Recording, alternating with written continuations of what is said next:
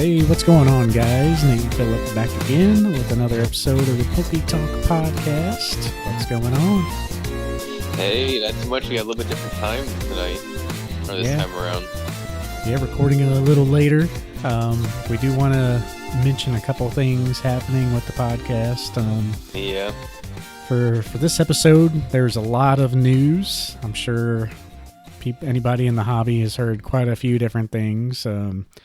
Got some Pokemon collabs, Metazoo failing, and yeah, a whole bunch of stuff to talk about. But for the next episode, Pokemon Day's coming up, and the way our normal schedule aligns, we do 2 weeks at a time, and we think it's going to be worth it to extend another week so we can capture all the news. So I think that's what we were thinking, right? Yeah, I mean, it's hard to have it to where your regular podcast is 2 days before the biggest Pokemon news event of the entire year. Yeah. Like, as if we went with current cycle, we would be posting it on February 25th, and usually it's the Tuesday of the 27th, or like around there. So, yeah. We would be missing out on really great episode, and by the time there'd really be no point in even trying to cover the other stuff, honestly, just because there'd be so much content ad nauseum about what was discussed. It'll be old news. Yeah, so we're gonna delay it another week. So when you guys are hearing this, we won't do the normal 2 weeks for our next episode. We're actually gonna be doing 3. And we'll be capturing all the Pokemon Day news, hopefully. And usually this time of year, it's pretty slow the week or two leading up to that and the week or two after because it is such a big day. So, yeah, our next episode, if it were 2 weeks out, it'd likely be a pretty boring one. And then, the good episode would be a little later than we would like. So, we're going to try it out. And then we'll probably just stick on that schedule. Yeah. 2 weeks. 2 weeks from then makes sense. It doesn't make any sense to re-get back on the schedule. Just make it from where it's bi-weekly from that point out. Yep. And then if we ever have to adjust for something else, which, I mean, pretty much there's only 2 things that might be worth moving for, and that's Worlds and Pokemon Day. But usually Worlds doesn't even have a whole lot of, giant news, aside from the location and whatnot. But yeah, we'll just jump right in, though. Everything has been going good. I think I mentioned that I was working on a movie server for all my movies and stuff. You were? Yep, so I'm still working on that, working the old night shift. How's the night shift going? It's the night shift. It's pretty good. I mean, I feel like I'm a night person. It's just finding the right balance during the day and sleeping and all that. But so far, it's working out pretty good. Have some downtime at night. I've actually thought about maybe picking up another little side hustle or something for my downtime. So if anyone out there is making videos or anything and needs some freelance work or, what do they call it? Basically part-time work or, there's a term for it, and I'm totally drawing a blank. 1099? like a commission type thing. Yeah. I definitely be interested in something like that. Maybe not a full job, but if someone needs help here and there, that'd be cool. Something cool to do. So whether I try to find that in the YouTube space or somewhere else, I kind of need something maybe to kill some time. But, yep. Anything else that you've been up to? Well, there was the local Comic-Con that they had around these parts, and I helped out the guy that runs it and ended up getting crazy deals. And I kind of went a little bit above my budget because, there's certain ones on my list that I just have to have iconic stories, the original, first print issues. And I got a lot of them at this Comic-Con, and I got them at a great price. because some of them I bought from before, other ones they recognize me and they're like, okay, we'll give you off a little bit, and like I didn't even initiate it. I was like, okay, thank you. Like, all right. I mean, they're still doing pretty well. I mean, they still would have done well regardless, and it ended up being a really good deal in my favor. But they still made money, but just not the same amount of margins. But no, I mean, I got the first print of The Killing Joke. I got all but the first issue of The Dark Knight, Swamp Thing issue 1.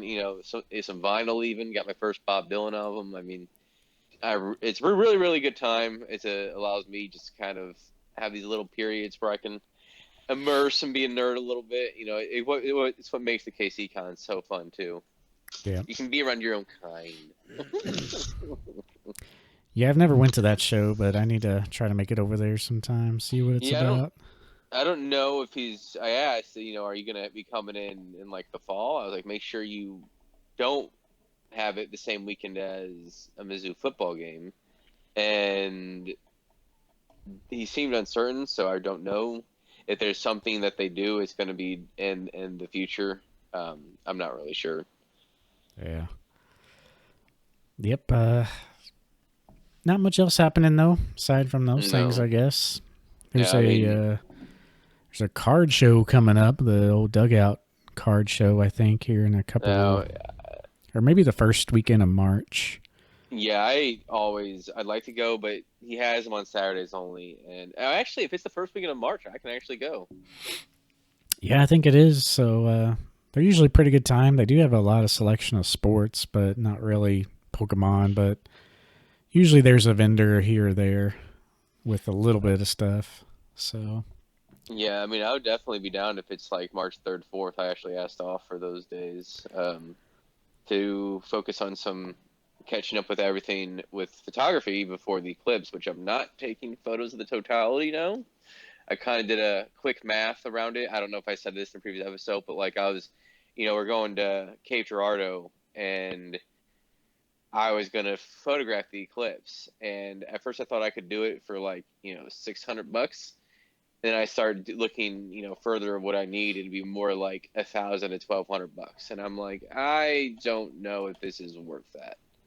yeah, Yeah, right. Like, I mean, I will want to do it, and I looked in the future, and I could basically do potentially 2 or 3 more in America in my lifetime, 4 more if I'm willing to travel, or if I survive to my 70s. So, but anyways, I was like, you know what? I should save all this for when I go out to Colorado, where I can enjoy 3 different types of photography: astrophotography, landscape photography, and even do a little bit of wildlife photography. I can bring all of that, all the money I was going to spend on that. I can just do it for Colorado, and I get more bang for my buck. I was just kind of worrying as I was like, watching more videos, and they talked about potential how bad if the weather becomes an issue. And I was like, you know what, spending all this money and I can't even take a photo of what I was trying to do. yeah. Right. And I looked into the weather, and there's about a 40% chance of it being cloudy or rainy. I'm like, ugh. That's a little high that's the risk aversion. It's, weighing the pros or cons. I can still take a photo, and I still am going to take photos, but I'm going to focus on the landscape mixed with the astrophotography rather than the totality of the eclipse itself. And it is what it is. But in the future, when there's another one, in my 50s, I have $15,000 of equipment, I hope. So, Yeah, for that one picture. It's pretty cool though. It's just kind of crazy, and like you said, if you put in all that work or do all that stuff with the purchase of all things, and then like you still got to rely on the weather. So, yeah, who knows what could happen. Well, if you've never seen an eclipse, let me tell you, it is an amazing experience. It is a lifetime. I can't even describe it. It's like it's one of the things you have to do in life. Yeah. We saw it. We were on top of the parking garage here in town when we saw the last one. Yeah, I photographed that one crappily, but I have a cool photo of the diamond ring with the totality. But like, that was awesome. Yeah. You can imagine what people like 10,000 years ago thought. Like, the god has forsaken us. They're like, Or what? something like the sun god. Yeah. Rah. Yeah. Yep. Pretty wild stuff. I I do wish, like, on the next one, we'd probably get down lower so it gets darker. Because the only problem with being up that high is that it doesn't get, like, super dark. But one thing you do see, like, you can look off in the distance and just see the miles long shadow, like, on the horizon and, like, slowly work across the sky. Hmm. And then when it's right over you, you look, like, both directions and it's, like, sunlight. Like, it looks like a sunset on both sides, and then, like, you're dark right above Interesting. you. I was at the park, and I don't know. I just remember I was focusing so much on the camera equipment. I shouldn't have done it. I probably enjoyed half of it. Whereas what I plan on doing, I actually some of the money I was gonna put towards the camera stuff, I just invested in a bomb ass monopod, which I can use for all purposes, for both shooting that I make money on in everyday life, and then also in Colorado, and then also for this eclipse. I'm basically just gonna have the monopod set up, and then just have it all automated, just boom, boom, boom, boom, boom, the moment the eclipse first hits, and just enjoy it. Yep. Better take it all in. It's going to be wild for the Mm-hmm. next one. So, Yeah, well, it's going to be technically 2045 because 2044 you got to go all the way up to like Montana if you want to see it. yep. Yeah, I remember looking ahead and, like, yeah, it's going to be a while. So, Hmm. we'll probably be down that way. My folks are between here and Cape Girardeau area, but we'll be somewhere in there. But I mean, they're forcing you to rent four nights. All the hotels are doing that. Cape Girardeau's like, oh my God, we're getting tourism. Let's well, milk that shit. thankfully my parents are, like, probably 20 minutes from totality, so I yeah, mean, you might as well, they're yeah, right just stay there. there. Yeah, just stay there and then just go forth.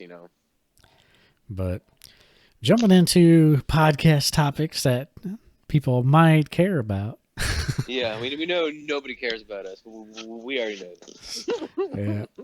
Metazoo has failed.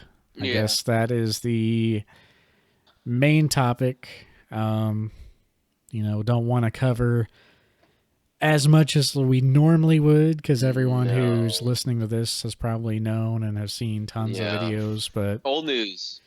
yeah, when we saw that headline, what was the first thing that ran through your head there? Wow, already?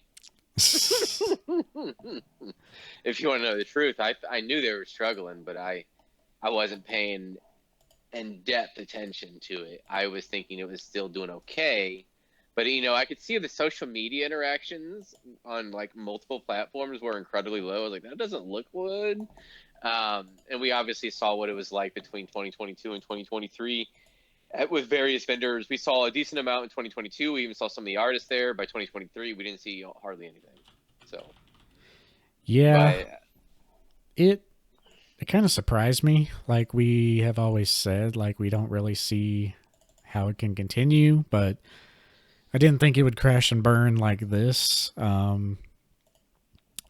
Just out of the blue, the main guy from Metazoo, forget what his name is, Matt maybe, but something here, I actually had it up and about. But yeah, I don't really care enough to keep up with it, but yeah, they Michael basically Liddell, posted on not even their socials, but on their Discord. So which is weird. just the diehard fans who were on the Discord basically got this. But long story short, he said Metazoo as a company or as a thing entirely ceases to exist.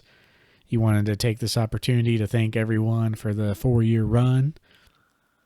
Unfortunately, that era has passed, and faced with logistical and product gridlocks, Metazoo can no longer exist in the current economic and collectibles markets. It's my hope that Metazoo can continue as an IP at some point in the future under new ownership. So that's the key there. As of today, it's dead, but there's a little lifeline in there that hints like maybe something's in the works. And not only that, but the socials have came back up. Like there just seems to be some sketchy stuff going on, even if it Yeah. is for sure dead and never coming back. People like Rudy who are, very heavily in Metazoo as partners. They had no communication. And he said it was probably about a few months ago before this that someone from the team actually reached out and was asking about essentially what was a down payment for their next future sets at a certain rate. And so if that stuff was going on like so close to this happening, like what is that situation? Like it just seems really shady. Especially when you have other people like Catch 'em All Collectibles Dan, who's been very transparent since last summer about not participating in any other Metazoo sets until he gets the ones he ordered, because we're still waiting on some Valentine's Day stuff apparently from last year. So it just seems like everything just ran to a halt. They wanted to do this Hello Kitty crossover set, but it's just a total mess. Like there's no communication, and then all this stuff is happening. I think they expanded too quickly was their biggest downfall, and I think we kind of thought that might have been happening, but then it just kind of blew up right around well in the circles that we were in there. It was kind of this like comet just barreling through, and just all of a sudden everybody was talking about it, everybody had to have it, and I was like, okay, this has gotten a lot of attention, but it seems like a bubble sort of scenario because everybody's talking about investing first edition. All the social media people were in on it with influencing it and having people buy it, get into it. And at first it was kind of strong, but it seemed like the organic interest wasn't necessarily always there. And it was really, really closely tied to the value of the cards and the speculation. And I just wonder how much of it was because they expanded too fast, and how much of it was from potential like corruption in the inner circle of this business. Yeah, there just seems to be a lot of sketchiness to it. Even if it's not sketchy, I mean, lack of communication and a bunch of things messed up. But yeah, I can see that. They really expanded, in a hype zone. They were really printing a lot of things. Hello Kitty expansion, yeah, I get it's like the number 2 or number 3 media franchise in the world, but I really don't think it's that popular here in the US. If it is, I'm not seeing it. You don't really hear it No. talked about. That is really backed by the Asian market. So being mostly hype and craze driven, based in the US and US stores, for them to go collab into something like that, I mean, maybe not the best choice there. They were trying to front this image of a big time player, and they never had it. Yeah. I think they were in over their head when they tried to expand on a national level. I just wondering if them partnering with other places, trying to go to big box stores all at once on a national level, was them kind of trying to be a big fish, and I think it bit them in the ass, and that was the beginning of the end when the interest financially wasn't there to match those ambitions. And I think that's kind of what you see now is the fallout of that. It was only a time game at that point. Yeah. Yeah, I don't know. I was just never into it. The people I've heard who were into it, like that, enjoyed opening it. It's because they were mostly opening something new. And, it was like opening Pokemon back in the day. You didn't know what all the Pokemon were, and it was weird. And they kind of went for like a Ken Sugimori style artwork with the, faded colors on a lot of things. But yeah, just buying into the hype. And, I share the same opinion as many people and believing like that the gameplay is like the deciding factor that keeps a game alive.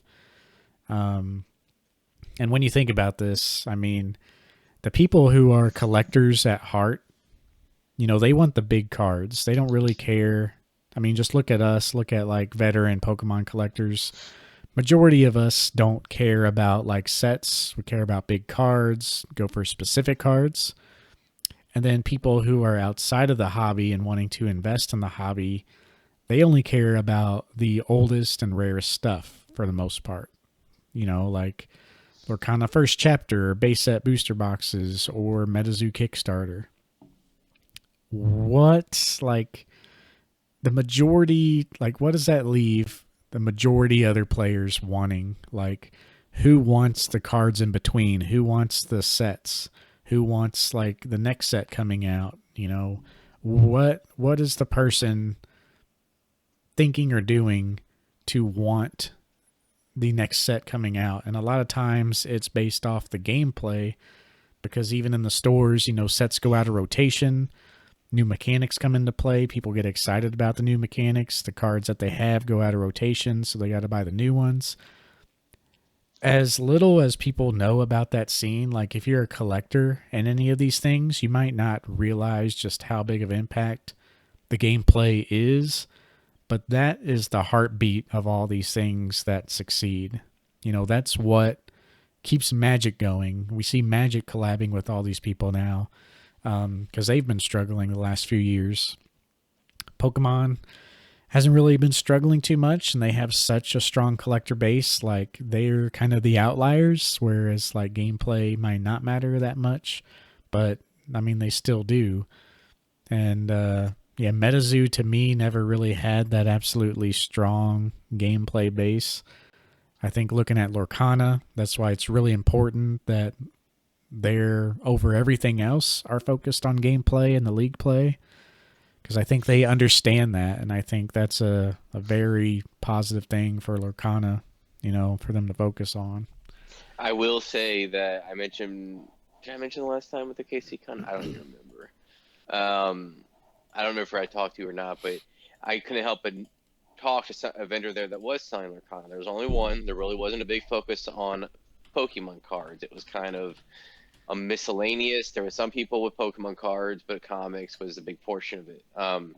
Anyways, the one vendor that had the biggest one there that had Pokemon also had Lorcana. And now I don't know how much they sold. I asked you guys selling Lorcana pretty well. And the girl that I first talked to was, she was like, she wasn't really clear about it. You know, I didn't know if she wanted to really mention anything. I don't think she was the one in charge there. And then the guy that was next to her kind of had a little sly smile, like, you know, kind of like a half cocked one, like kind of seems like probably not selling very well. And it didn't look like the booster box. It was first chapter. It didn't. It had the Elsa on top with the packs, and it was, you know, it looked like it was about the same place. It looked like the next day it was the same at the Yeah. end of the day. Like, and they were $6 a pack, so not terrible for what, you know, what the first chapter packs are going for. Um, you know, I think there is a lot of interest there. I also think there's a lot of speculation going on. And I do think right now Lorcana is suited better than any other TCG that started up.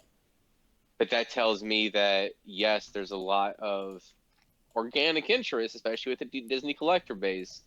But it isn't as strong as some of the people within the, like, especially within the Discord. I couldn't help but notice they seem to be all for it, which is, you know, so are we. But they see, like, you know, they're completely no, it's not, that isn't happening. You know, they will 100% succeed. There is no chance of them failing. Blah blah blah. And I believe that Disney will succeed with this, but, and yes, it was anecdotal, and I even admit that anecdotal, one situation, Pokemon wasn't the main draw at this place. I get it, but you can't help but have to wonder. You know, sometimes if you are in your own bubble, you can't see beyond that bubble. Yeah. Yeah, Lorcana's groups are pretty good at that. I usually stay away from majority of groups, even like Pokemon groups, just because of that reason. I'll just kindly venture through there, do a little weekend stroll, but yeah, Yeah, won't really stick it's around. some of those folks, some of those active people. Every time I'm in there, there's somebody talking. Sometimes I'll peek my I'll peek in there not to say anything, and it's still the same people talking. Like some of these people must be on this damn Discord app for like 6 hours a day or some shit. Like, how the hell are you able to communicate on one subject for that many hours in a day every day? You know, like, I mean, it's, if you don't identify that you're in a bubble, then you're not looking at things objectively. And I think that's important when talking about a lot of money, especially when you're referring to the D23 cards. Like, there are some cards, including the Elsa I sold, that some people FOMO'd. I mean, they clearly had the money. He didn't care, so whatever. But like, I don't think it's a big deal if you can afford just willy nilly $7,000, $8,000 with sales tax on the card. Money clearly isn't a big issue for you, and I think that's great. But for other people, it is. And I think going back to Metazoo, I think that was what they were trying to build up, and to me, it looked all superficial. And then we had a friend here that had a first edition one of the Metazoo, and it was like 1,200. I'm like, dude, sell it right now. Sell it right now. Get rid of it. I don't know what I can't remember what he paid for. Throw it into the fire. Yeah, exactly. It wasn't that much, but it wasn't anywhere near 1,000. I was like, dude, this is a bubble. Like, I do not see it. It won't reach the hypes anytime soon. Sell it and take the money now. And I don't know if I assume he sold it at some point. Well, the thing is, like, it was going good. I mean, the only reason we were, or maybe I was kind of dogging on it, it's not that it was a bad deal. Like, of course, there was obviously just better options than Metazoo. So even if I had the excess money, I probably still want to get into it. I'd just rather buy more Pokemon because it's been tested and all that. But the main reason for me, it's like it did so well. Like, I don't know how much higher it could go because of the explosion that it already had.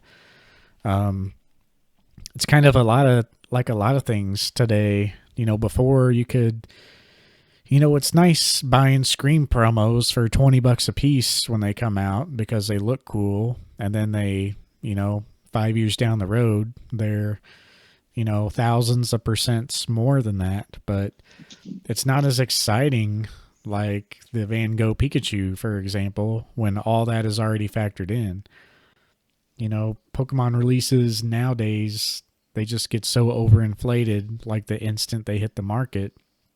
And that's not how it used to be. Like, we saw it a little bit with set cards because they were playable.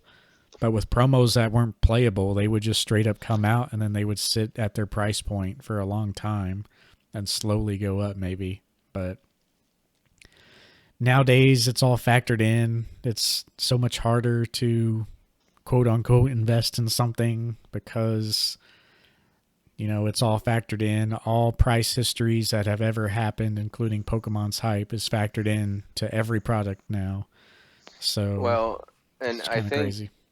the best thing to do, at least this is my opinion right now, yes, you can try to flip even in this market and make money. And I think you can do that with under $1,000, and it will take a little bit of time to build up.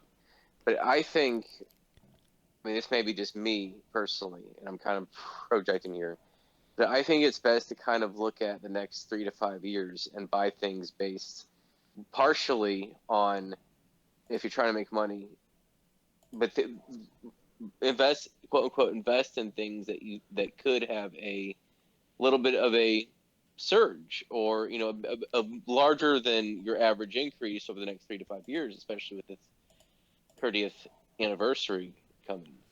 And I think you can make plays by that and be pretty solidly making a profit. Or you can try to, you know, nickel and dime it all the way to the top. Now, the difference is the former might take more money to get to the point you need to be. So basically a larger starting point with the capital that you need. Now, you know, that's just me. Like, for example, the situation I'm looking at is getting a first edition Charizard rather than trying to spend several $1,000s flipping. Because I think in a couple of years it's going to go up pretty significantly. I'm not saying what it did in 2016 or 2020, but I think enough to make quite a bit of a profit. And I think that is not a bad idea, but it's also a safer play. Whereas if you try to going back to Metazoo and even the Van Gogh Pikachu, you're kind of FOMOing, hoping to make money. I don't like the idea of trying to make money with basically what is equivalent to gambling on a hope. Okay, Yeah. that's too much risk right there for me. I'm looking at things that are more of a safer sure thing, and I obviously have my eye on certain plays. There were several plays last year, right? There was multiple plays you could have done. One of them being the World Tournament promo that they had. Yeah. And even the Van Gogh Pikachu promo, despite all that craziness, I mean, There was money there too. it's a super easy card to grade. I think there's more Mm-hmm. tens than there are nines. Well, Um, the thing is, for me, that was risky because when was Pokemon gonna drop the ball? It's only been 3 months, right? And yeah. then or 3 or 4 months. I mean, people have been making crazy money since then, but to me, it was just too risky. Like all it takes is Pokemon announcing we're gonna drop 100,000, just like what they did. We're gonna basically drop 100,000 more into the market, and it'd be like, and then if you have your cards and grading, oh shit, right? That's what I didn't want, and that's why I never dropped in it. But if you were able to be like one of those people in Amsterdam that were able to buy a bunch right then and there, or you were able to somehow secure your a decent amount at a decent cost per early on, like really early on, it probably would have been okay.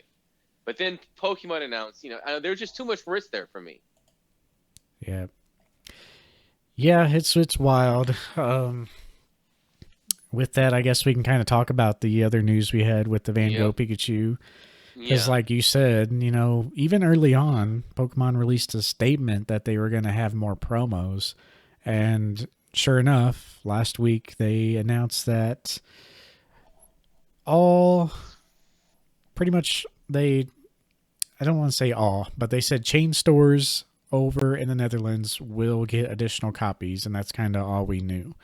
But then they released like another statement that said there's about 1,000 eligible chain stores in the Netherlands that are eligible to distribute this promo card. So does that mean that all of those are going to get some? Or are those just going to have to do like a lottery system to see who gets some? But anyways, another thing they mentioned said smaller stores will receive either 25 or 50 copies. Inner Toys and Media Market, which are the largest chains, will receive 100 to 250 copies. And both chains have 260 stores combined. So even if you just do the two big companies there, that alone is 26,000 more copies pretty much confirmed. That's if you just include the two biggest chains in all their stores and the minimum 100 copies. So some of those are getting 250 copies. Plus, that's not even counting the small stores. Mm-hmm. So even if pretty simple math here, if you take 1,000 chain stores and times that by the absolute lowest quantity, 25, which that still comes out to be 25,000. So, Which is a lot.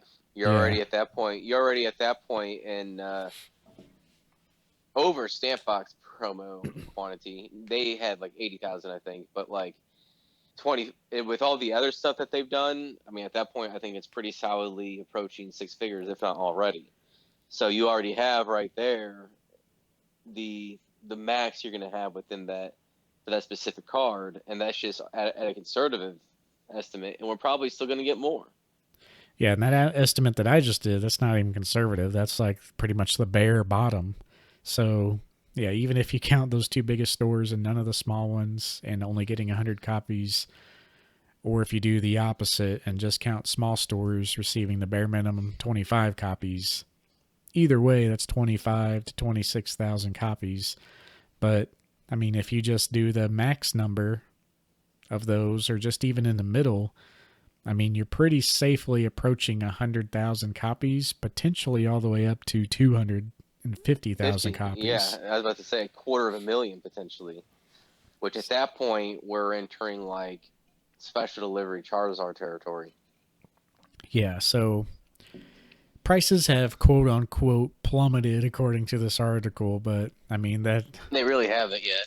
yeah, it's going to be much more, and it is showing that pretty much in the euro it has dropped about 50%. Um, TCG player market is not that much. It's dropped probably 20%, but yeah, I mean we're talking about numbers going from 150 down to 125, and then the euros going from basically 100 down to 40.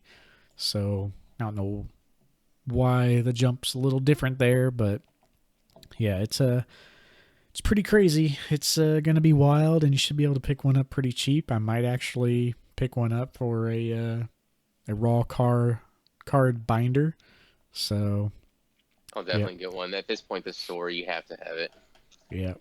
So But again, just wait till it gets down to $40 or shit. I'll wait till the 10 gets down to 100.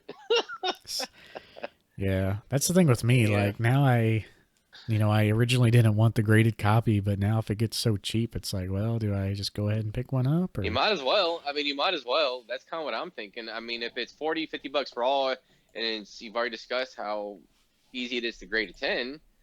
I mean, if it's like $100 shipped, I mean, I'm just going for the PSA 10. I mean, I think once we start seeing this, we might have to wait till late summer to see that, or midsummer. But yeah, I'm totally down for that. This is a card that I would love to have. yep. So, yep, pretty interesting, and that is a lot of copies. So yeah, apparently some stores are upping their security, whatever that means. You're not going to steal this from our room or from our break room or our evidence or our storage room like those folks did in the Van Gogh Museum. Yeah, places like Game Mania will require a membership card before handing out the promo, which means that customers will not be able to get a second promo at a different store unless they have like another membership, I guess. So yeah, it's pretty crazy. Hobby stores over there were supposed to receive 100 copies, but TPCI lowered the amount to 10 after the incidents of the pre-scalping that we talked about. So yeah, if they pre-sold like 50, suddenly you got to refund money. Yeah. So yeah, they cut it down to 10. So yeah, I wonder if that's the case. They like, okay, we'll send us 90 of them back, and then people are like, So I wonder if that's the case, and then maybe that's a little tricky way to find out, who exactly sold. That's kind of clever if they shipped out 100 and said, "Oh, since it's not the release date yet, we're only going to distribute 10 of those." I don't think you can do that if they already so paid for it. So go ahead and send 90 back, and we'll reimburse you. I don't know if they can do that though. If you've already paid for it and it was about it and it was considered a throw in, I just don't know where the basis is. Yeah, that would be hilarious and something that I would do if I were in that position. I'd be like, oh. I just don't know how you could expect them to say yeah to that when it wasn't one they've already probably, well, I don't know if they have paid for it. Sometimes there's like I don't know about Pokemon, but sometimes it's like some vendors you got to pay right away. Other vendors you can wait upwards of like 6 months to pay back. Yeah. So it just kind of depends on like what their timetable is for when they have to pay back the stuff, I guess. But yep, be a weird situation there. Mm-hmm. But yep, pretty wild there. Some other Poke Beach news. We have a lot of battle decks and stuff. A lot of articles about decks and the play style of TCGs. Yeah, so a lot of like little intricate stuff there. There is a Pokemon Day 2024 promo that's going to be given out. They will be at Toys R Us stores in Canada. So this is it's a Courage. It's like the Scarlet and Violet pseudo legendaries, the sword guy, the violet looking sword guy. is going to have a little stamp on there, 2024 Pokemon Day. Um, so pretty cool. If you spend $15 or more, you get the promo. It's not going to be anything crazy, but again, I hate where they put the stamp. I hate that stamp placement on these special stamps. Like, why not put it down in one of the corners off the artwork or something? Just really, really irks me. But this is one of the first Pokemon Day products that we know about. There's going to be plenty more to come. Other than that, though, I think that's pretty much it for the Pokebeach stuff. There was a lot of collabs going on. Yeah, I mean, there's the 100 Thieves collab, which isn't on here, but it's more of a gameplay focus, as the tourneys are starting to heat up. So, not really surprising there. Yeah, I was surprised with the 100 Thieves collab. Pretty popular in the online space, and looks like they're going to do a lot of clothing lines, which overall look pretty good. You can see this on 100 Thieves website. It drops on the 10th, so by the time you're listening to this, yeah, it's already released. I imagine they'll go quick just because, not just Pokemon, but 100 Thieves has a pretty loyal following. But, we've talked about this before. This was exciting for me, but it never really got me. Like, looking at the stuff, nothing really impresses me. We fall into that trap again of unofficial official licensing, to where like someone like 100 Thieves like gets the official license, but it's not a fully fledged like, okay, we can just totally create what we want with this. It's like a lot of the cheap binders that we've talked about before. And if you look at the art, you can't help but think that's exactly what's going on. Like the Pikachu wave, like first off, the sports check, it's kind of cool. I can't really see a close up, but no, that Pikachu waving with one ear down, one arm down, kind of angled a little bit, if that makes sense. Yeah. Like I feel like we almost all know what image we're talking about. Gengar running up the middle, Venusaur face on, Blastoise face on, kind of reminiscent of the Fire Leaf era, or even Hansi era to an extent. It just feels like they've been using comparable images now outside of like small changes here for a long time, and that's all it is. And then these things, these shirts are gonna be like $40. The hoodies are gonna be 80. That 100 Thief Sports Shack is probably 200. This fleece is probably 100. It's like a ridiculous price for mediocre art. Although that fleece that's all black is kind of neat, I'll say. Yeah, it's like it's got some sitting Pikachus on it that look kind of unique. Or just more unique than the others, but yeah, it's more. I think it's very. I like the type of style. I'll say, not necessarily the art. It's the style that makes it together. And then there's the Pokemon accents that are on it that can just kind of add to it a little bit. But if you look, even like this vest that they have, like if you look at the vest, it looks like the patch and artwork is just thrown on. Yeah. Isn't it? Or like I don't know. It looks cheap. Yeah, that's what I was. I'm not saying the clothes look cheap. I'm saying the how they went about it looks cheap. That's kind of what I was getting at too. It's like, yeah, they got the official license, but it's like, okay, that basically means we can put these patches on our clothes. So I don't know if it's like just them cutting corners, or if they're only limited to like this certain amount or this official artwork. But it's always that cookie cutter, basic looking style. And they can't even really design around it. It's literally like you said, they just kind of paste it in place or paste it on their merch. It's what you see a lot of times with like the cheap binders and all those type of products. But yeah, I don't know. Some of the stuff is cool. Like you said, that black kind of fleecy looking one. It's pretty cool, semi-unique and good design. The Charmander shirt, because even though it's kind of stock imagey, he's like laying down and taking a nap. So it's a little more unique than the other ones. So yeah, I'm sure it'll do well, and it's cool to see them collab with even more people. Um, There's been quite a few now. yeah, I feel like I feel like this happens when a company partners with Pokemon, if that makes sense, versus when Pokemon partners with a company. Like, I feel like those are two different things. Like, I'm sure someone from 100 Thieves was trying to, like, get with Pokemon, and then they just said, like, yeah, okay, here's the license. But when it's a little more meaningful and it feels like it comes from Pokemon instead of these other companies, like, that's when you get something special, like the Van Gogh promo.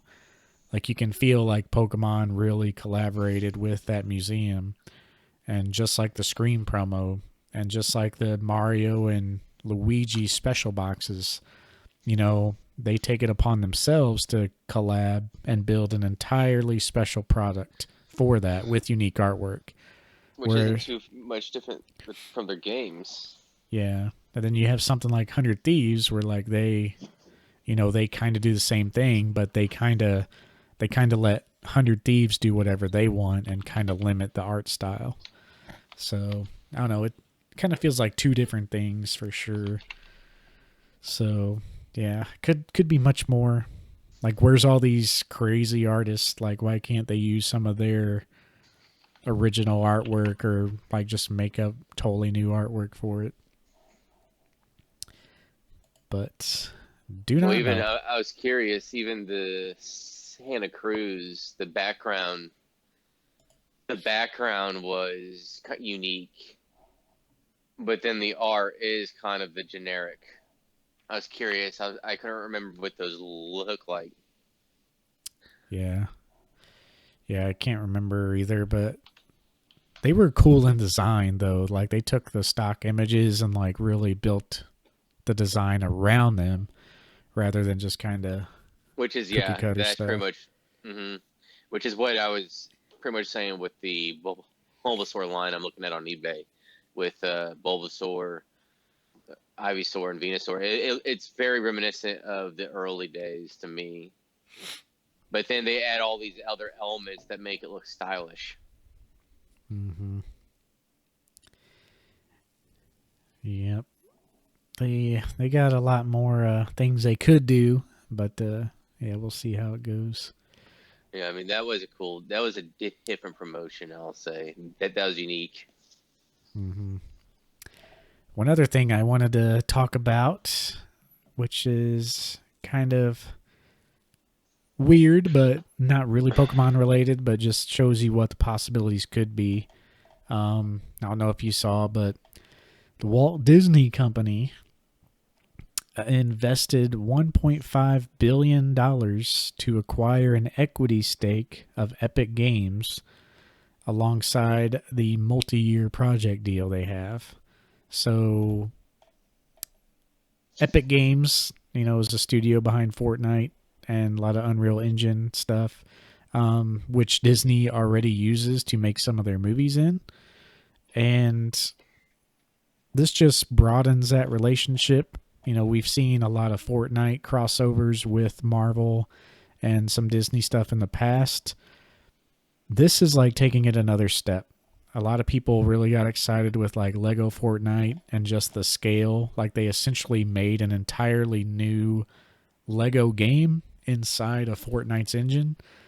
So Fortnite, I think, in the future is kind of becoming this hub of an engine for gaming, and Disney realizes that. And this is like their words. Let me find the quote, but yeah, it'll bring together Disney's beloved brands and franchises with the hugely popular Fortnite in a transformational new way, bringing new games and an entertainment universe. So essentially, Disney is creating kind of like their Marvel Cinematic Universe, but like their own universe across all their IPs within Epic Games and Fortnite. What that means, I mean, yeah, the possibilities are endless. Maybe you could hop into Fortnite and join up with friends and go to the ESPN Center and watch a basketball game with your friends in Fortnite. They've done that a lot with musical performances and these world events. So yeah, the possibilities are endless. I kind of think of it like the multiverse, but kind of the Disney Fortnite verse. Well, and I don't know if it was Bob Iger, it was somebody high up in Disney. They mentioned not just a couple months ago how they want to start really getting a better footing in the gaming industry. And I wonder if this was one of the things that was obviously on the table. I assume it was. Um, 1.5 billion isn't something Disney just throws at it. That's planned. So that's something that I'm sure was already being looked at when he was mentioning that. So I imagine there's going to be even more to come.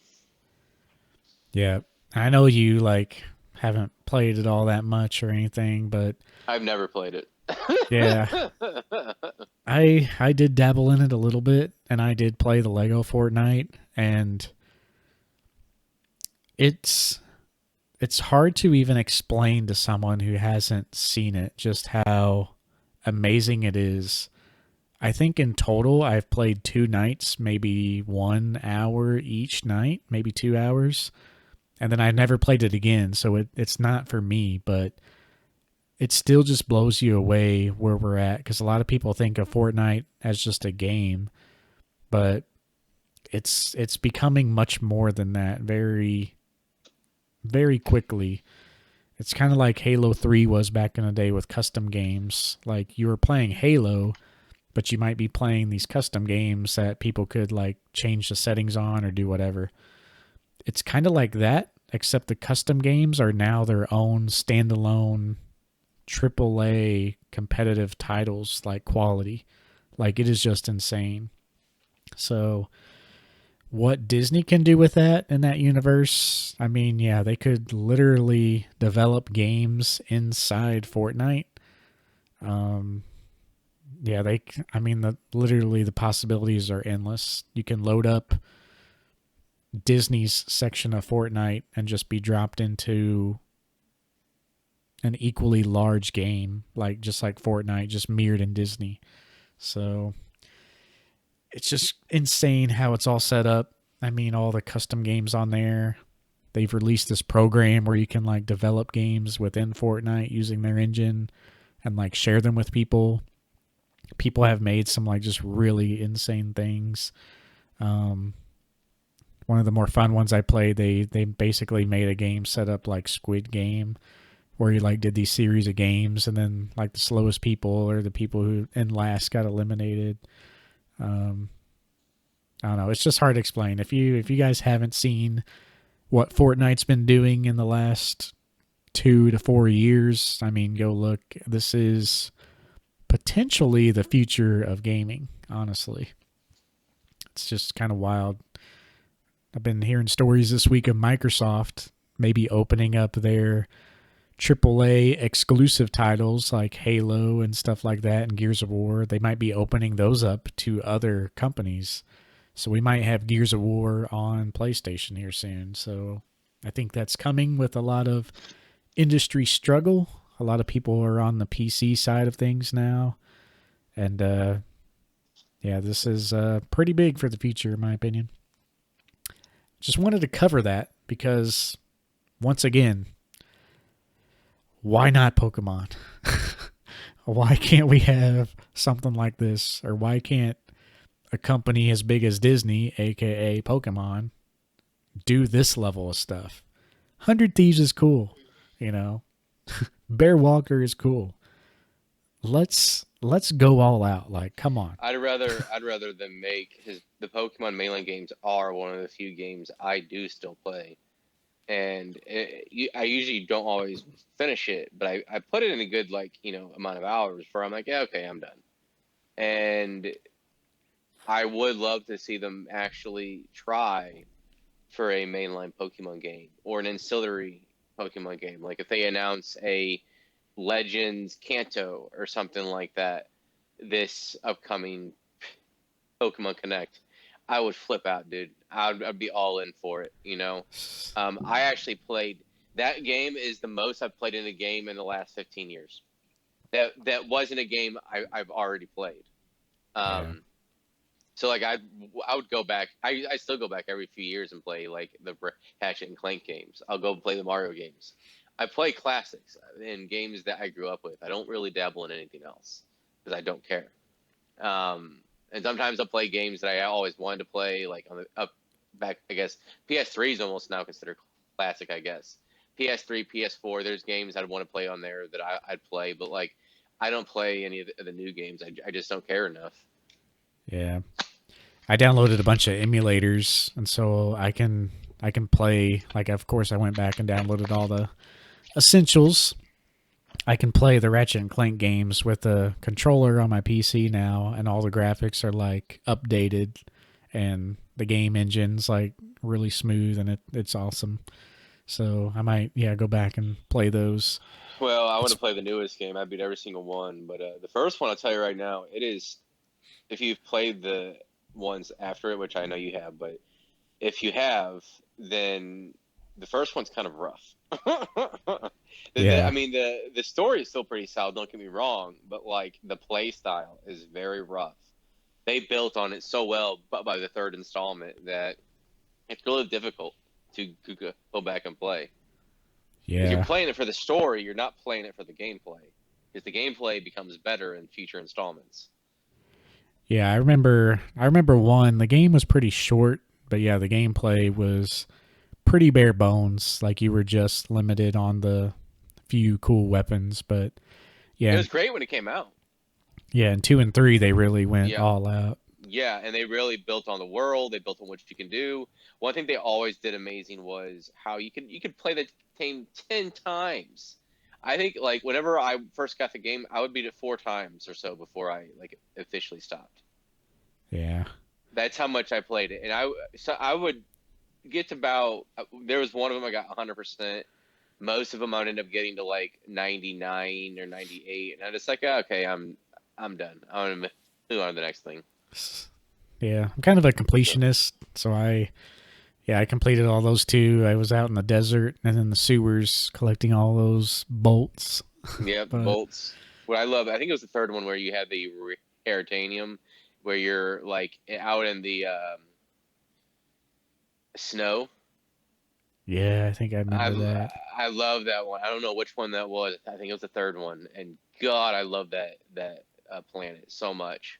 Dude, I have nostalgia. And I'll tell you right now. So I played the second one. So the second and third one actually corresponded with. I played that, learning after like the deaths of both of like my grandpas. And out of 2 out of like 4 years or 3 years it was. So like for me, it was like an escape, and those games I just fell in love with so much. Still love Deadlock. Still has a very special place in my heart. It doesn't get talked about a lot, I feel like, as like the best Ratchet and Clank games, but the 250 round mayhem in the battle arena was insane. Okay. Yeah. You had to beat the game before you could even beat it. I feel like, because you had to have the depth. It was Hmm. like having everything maxed out for the depth and having like the best armor, because you were out of like nearly every single weapon by the end of it. Yeah, I remember doing that. I'm gonna have to go back and play those on the emulator. Might have to ask you about the emulators, because it might be easier. Well, I don't know. Probably be easier just to play the games. I have the PS3, and I have the greatest hits version of it. So where they upgraded it, the graphics. Yeah, these are really smooth. If you have a like an Xbox One controller or maybe your PlayStation controller would work. If you had a controller that could connect to your PC, it's like Hmm. really easy to download and set up. So I can show you. Yeah, for sure. But yeah, with that though, I think that's pretty much all I wanted to talk about as far as the news going on. Um, but yeah, I feel like with news like this and Pow World, once again, as we talked about last week, I just think Pokemon's going to have to step it up. I think they got a lot of hate, Scarlet Yep. and Violet, obviously, and Yep. And So I hope we were talking about this. I think on the last episode. I hope this lights a fire under their ass and realize they can't just coast anymore. yeah. They've been coasting on their laurels essentially now for decades. Well, at least 10 years, I guess, since Black and White, but a while. Okay. Yeah. Yeah, something needs to give, and I think they're feeling it now.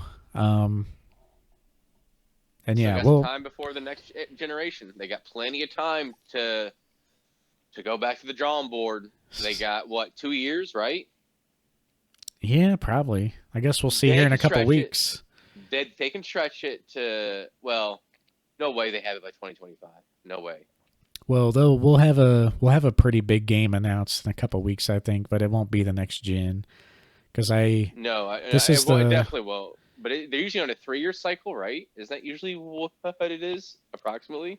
3 or 4. And So they came out every in time, 2022. So yeah, so they might stretch it to line it up with the 30th anniversary. yeah, I could see that. I could see that. I could also see them coming out with 2 games in the same year. I could see them coming out with a game in spring and then a game in the fourth quarter. So like a game like in March or something. I don't yeah. know. Usually with like I don't know this, I haven't looked it up, but I feel like what the smart way to do now is, they had a main game and then they have the DLCs over the next year. So that every time there's a new gen, like an entire new gen, that pretty much takes care of 2 years. So usually what we would see now with companies like this is like maybe this year announce like a Side. semi middle of the ground game that comes out Mm-hmm. relatively soon, and then next year release like a big game that's like in between games, kind of like Legends Arceus was. I could see them going that route. And then like the But next year after that doing like, the next main series game, but well, it makes sense to have Gen 10 for the 30th anniversary, right? If they wanted to line that up. yeah, or they could do it before and then do something special. Well, they could do something either celebrating all eras, i.e., giving us a game with all maps. Come on now, come on, Pokemon. Oh, I would play the shit out of that, dude. Even if the Like graphics were like just the same, mid, like I wouldn't just even care. Give connect them me all. give me N64 graphics if it means I get all 10, Yeah. all 10 gens at that point. Like I would be. It won't phase me, okay?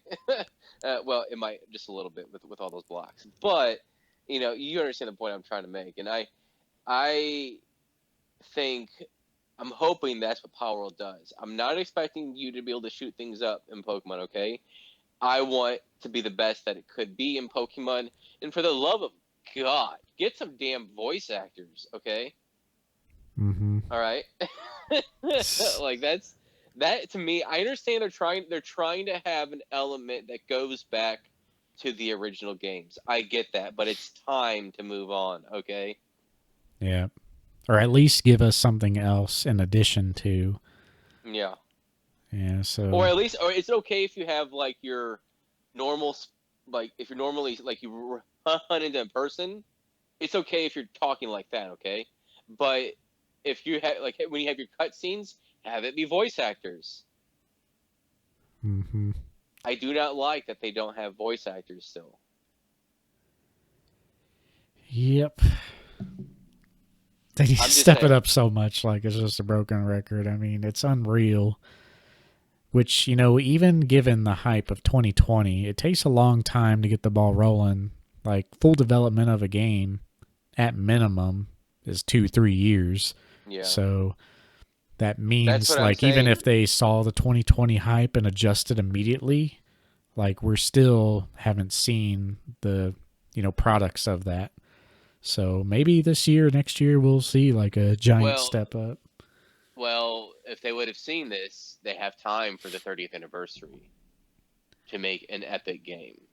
They can sacrifice getting it out in time by having to where the graphics aren't as good. I don't give a rat's ass about that. If they switch graphics, but you get all of like you get the open world with like 10 maps that you can fly to, and you can like do all the badges or something with it, dude. I mean, tell me you wouldn't. That I mean, if that's done right, that's in the running for the game of the year. Now, I don't follow game of the year very much, but I have a lot of friends that play games. I got a few others, and I hear all about like Baldur's Gate, the new Zelda. I hear all about those games, but I don't necessarily play. So I understand like the awards have gotten bigger, all that. It's becoming its very grandiose thing. And I think Pokemon would be in the running for a game like that if they finally did that for their fans. Mm-hmm. Yeah, I mean, It would sell like crazy. surely the resources are there. I mean, I know they've been putting in a lot of resources for their TCG to get caught up in all that, but Well, I feel like we're here now. financially is shouldn't be the issue. It's just they have no desire. Yeah. It's been the thing. They've had no desire to do it. It's financially, it's never been an issue.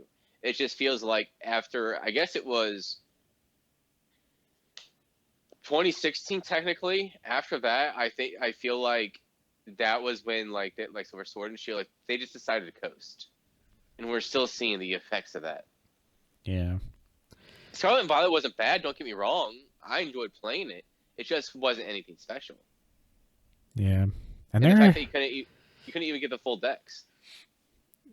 and to their semi defense that I don't want to be held to at all for Okay. there has been quote unquote big improvements game to game, but like their like big improvements to them is just on a totally different scale to where other games are. Pokemon has always been that, you know, top down for like the longest time.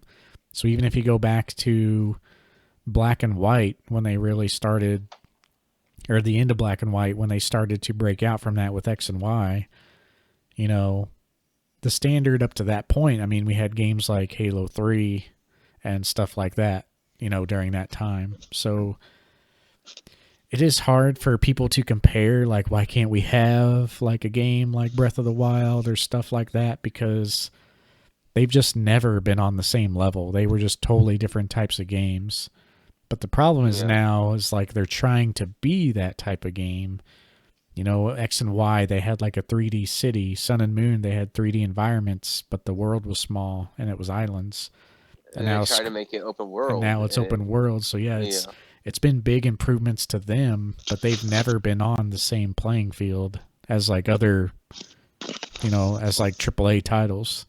So now that they're trying to be like those AAA titles, like now it's like, are you guys going to actually step it up or just kind of continue? So I'm sure we'll be talking about it again, but Yeah, I mean that we were definitely getting a game this year. We got the Scarlet and Violet expansion pack. I feel like we're gonna get some sort of game. I could see them shooting it in this year and just doing another Let's Go. I could definitely see that. I yeah, don't I know if they would guess, come out with another Legends just yet. But I yeah. mean, it'd be cool if they did. But I'm just not so sure if it's too soon for that. Yeah, jumping into, I think I saw kind of your question kind of related to that. Yeah. Kind of what we would expect to see during the announcement in a Mm-hmm. couple weeks. That's what I would hope for is like a Legends Arceus type game, but better. Thought Legends Arceus was really good. It's probably about time to get a sequel like that, or maybe they go in a totally different direction. Um, The future, literally different direction. yeah, I think those are the two easy options, and I think another Legends game would be received well, and another Let's Go game would be received poorly. I Um, agree because the Let's Go is kind of a half-ass, I guess, reimagining. yeah, and they look great. They're fun, but they're like super short. They're just like little blips. And maybe they'll release them like those too. Maybe it'll just be like a mini release, and we'll have Legends Celebi and Let's Go Johto in the same year. So, But those are the easy options that I think we're ready for. Maybe Pokemon Snap 3, where it's like all open world. Well, the Legends games really open up the world of Pokemon significantly and allow for a lot of lore increases than we or an expansion upon what we've already seen within their games. And I mean, it's been pretty good, right? But like, wouldn't you say Sword and Shield didn't exactly have a whole lot of depth to it? You know, like a corrupt dude, Rose and his alien Pokemon. I don't know. It just seemed like it wasn't really much thought to the line there or like to the plot. There was definitely more with like the Legends game that we've seen in a while. I feel like personally in terms of the lore, and I feel like you can really expand upon that significantly if Pokemon choose to do that. But again, we come back to the same thing: if Pokemon chooses to do it, and that is something that we can just speak to ad nauseum, and we all say it, and we keep on saying it. Yeah. And then a new generation appears, and then we keep on saying it. So, but we all hope for the best, but inevitably it ends up being the same and sometimes worse. Yeah.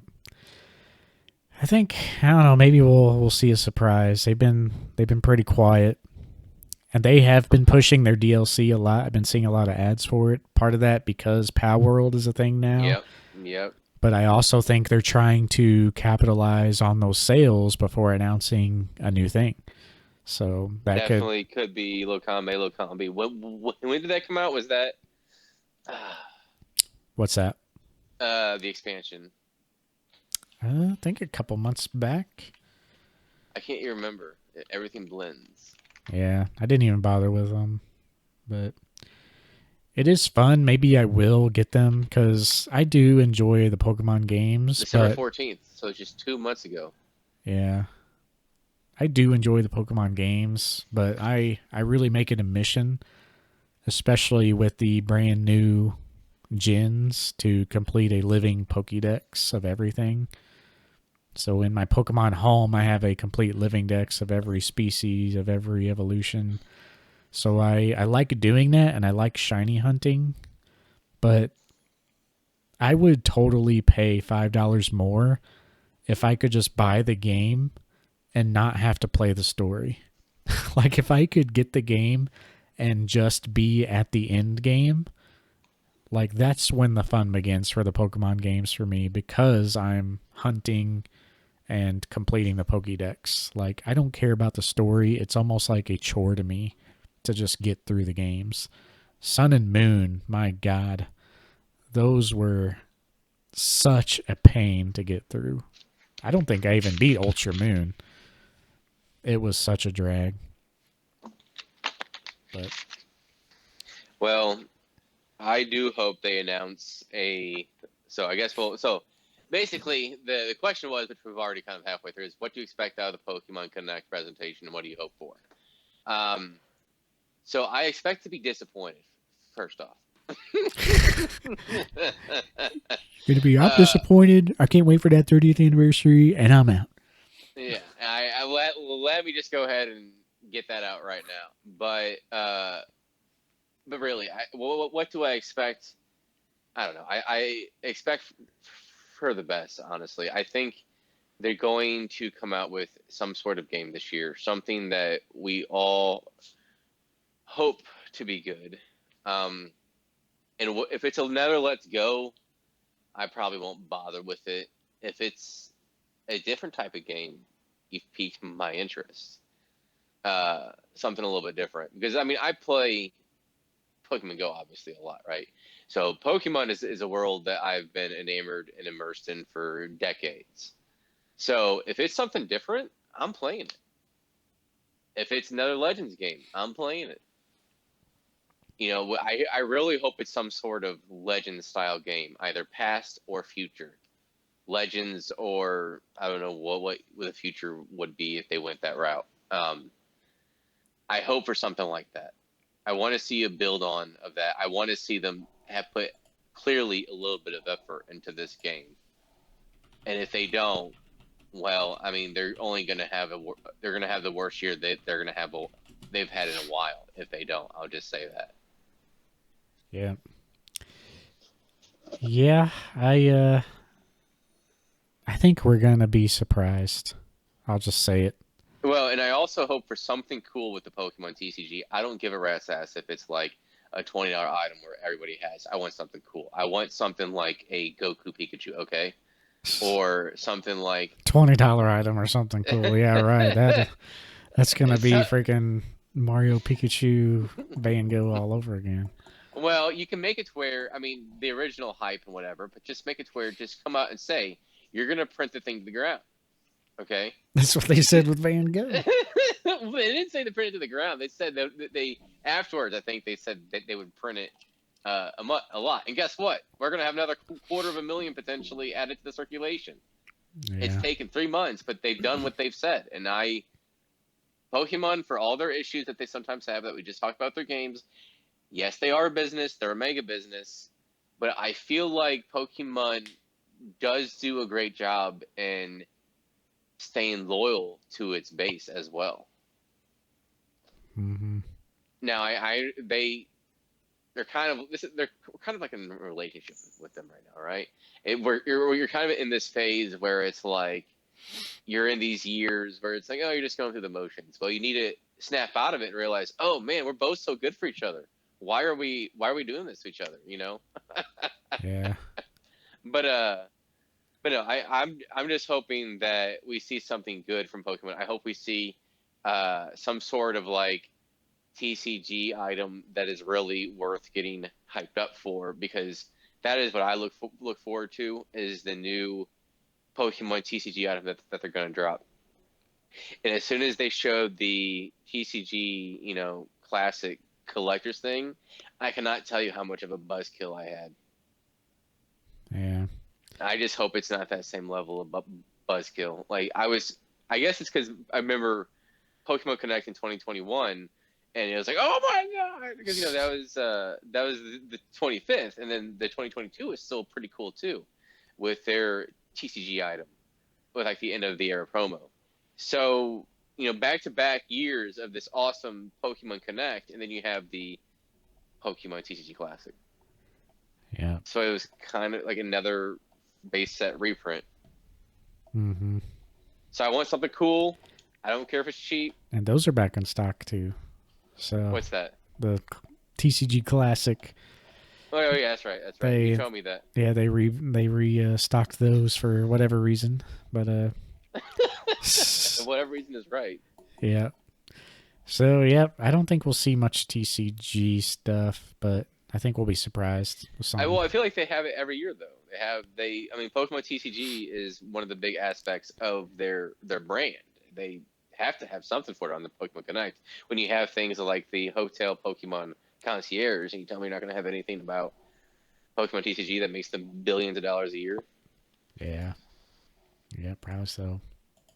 But But I guess we should end it there, though. Thanks for listening. Went a little longer than I thought we would, but yeah, I can't wait to see the presentation, and we will see you guys in 3 weeks. So we'll see you then. until next time.